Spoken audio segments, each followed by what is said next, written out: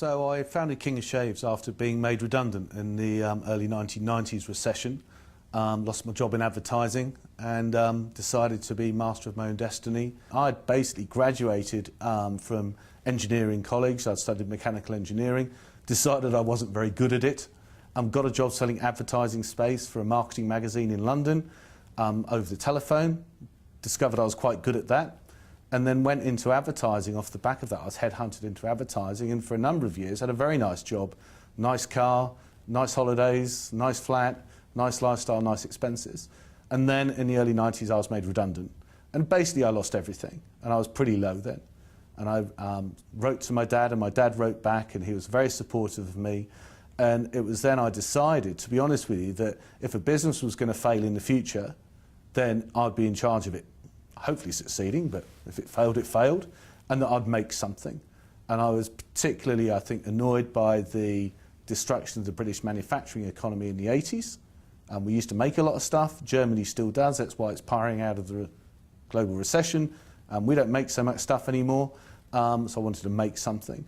Didn't like shaving, came up with a shaving oil, called it King of Shaves after a game of cards with my dad, and the rest is history.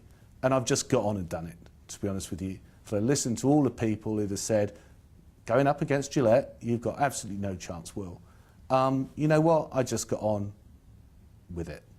Being an entrepreneur, you know, if anybody's read Sir Alan Sugar's book, Lord Sugar's book, it's, you know, he would say you're sort of born with it. I would say you can create it, but you have to have a great product, a great idea. Your timing has to be good. You need to have access to some sort of cash, not a lot, as I've proven with King of Shaves. And you then need to go out to the market and then spend years and years and years working at it. And I think a lot of people, maybe over the past 20 years, have viewed success as something that will happen. And now we're in the middle of a global economic reset, of which the UK is very much at the centre of. There's a lot of challenges out there now. My best bit of advice, I think, is in two parts. First of all, impossible is nothing. Just get on and do it. All right? Impossible is nothing. Just get on and do it. But do something great.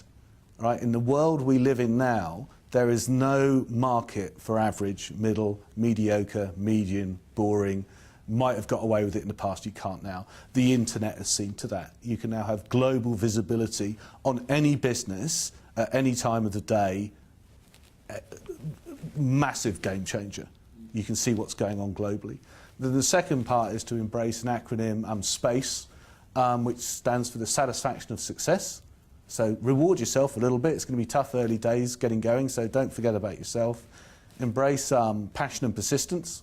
So be passionate, be persistent, but don't be overly persistent, don't be stalkerly persistent. Just give people the belief that you are going to get there.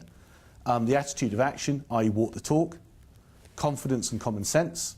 Business people like doing business with confident people. They don't like doing business with people who are a little bit unsure of what their ambitions are. And then finally, enthuse, exceed, and enjoy. And if you're going to run your own business, you've got to enjoy it, because it's going to be you against the world, and it's tough. But I tell you, it's the best thing that I've ever done.